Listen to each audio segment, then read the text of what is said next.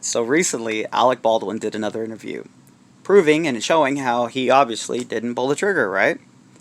Well, let's watch that interview and see how well he knows this firearm, because he proves very quickly he has no idea how to operate this firearm. In an earlier interview, you said, I didn't pull the trigger. And there's all this stage direction about the hammer, which is obviously a part of a revolver that people can look up for themselves, but that you pulled it back as the scene was directed for you to do. You say you never pulled the trigger, but the gun went off. Right. You do the ABC interview, and it was kind of left there.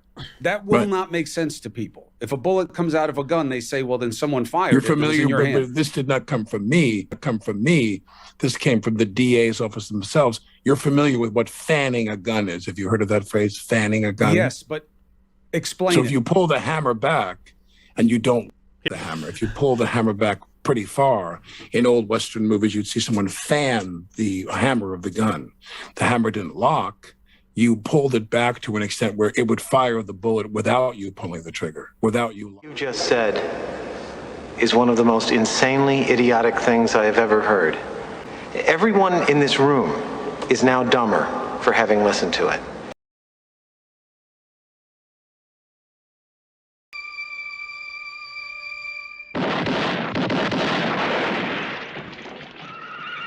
Well, let's talk about that and let's try to figure out what he's meaning. And I'm going to explain to you how he still pulled the trigger. But before I get into this, I want to explain to you that I've done the research on this a lot. Some people might come up and say, oh, it could have been a specially modified gun for the movie. Well, the gun that was involved in the shooting had no special modifications. It was a perfectly working order, perfectly bone stock, Pieta 4-click single-action army replica. It's a replica of the gun that I'm using. The gun right in front of you in this video is an original, but it's a replica of the exact gun you see here. So it's to copy this gun, and it copied it very, very well. And all the professional people that I found that work in Hollywood told me that they do not modify real firearms, their internals, the way they work, the way they're designed. They do not modify that because they're real firearms. Now, they do modify the outside of the gun to make it look different, but not the insides of the guns. They only do that on guns that are only designed to shoot blanks, not real firearms.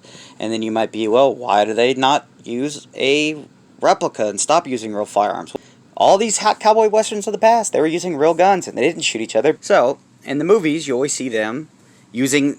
Unfortunately, I'm holding my other hand with the camera, because I don't have a way to hold this thing. But imagine you'd hold it, and instead of my thumb here, it'd be your other hand. You would cock this back, and you would let go, and it'd fire. Okay. Maybe I did it wrong. He said he didn't go all the way back, and then it would go, right? There's 3 clicks, and a little bit further back before. All right, let go. Hey, it didn't fire. That has to go all the way forward, because that little cone on the end has to hit a part of the bullet on the very back called the primer. And one more quick note. When I let go of it, it fell into the half notch. There's a safety notch in front of that, so if somehow it missed the half notch, it would catch the safety notch.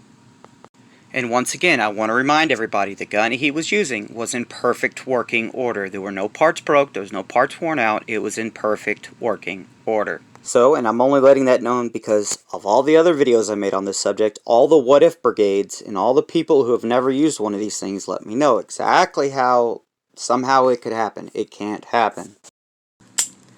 So why is it not working for me, but it worked for him?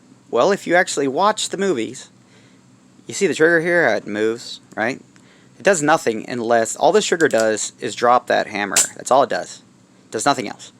So, to fan a gun, you hold the trigger back, pull it all the way back, and let go, and then it would shoot. Now, him saying he didn't go all the way back is actually completely and utterly stupid. And the reason, I'm going to show you why. Watch what happens when I cock this gun. You notice how that cylinder turns? Okay? And these little cuts on the side of the cylinder, that locks that cylinder in place. If this cylinder is not locked in place when this gun fires, bad things could happen to you and your gun.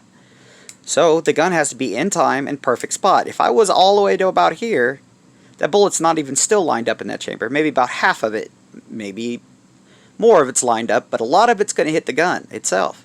And if I was holding this back and dropped it, as you can see, it clicked.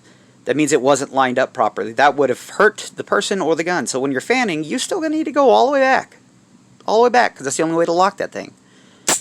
So, I hope this showed, once again,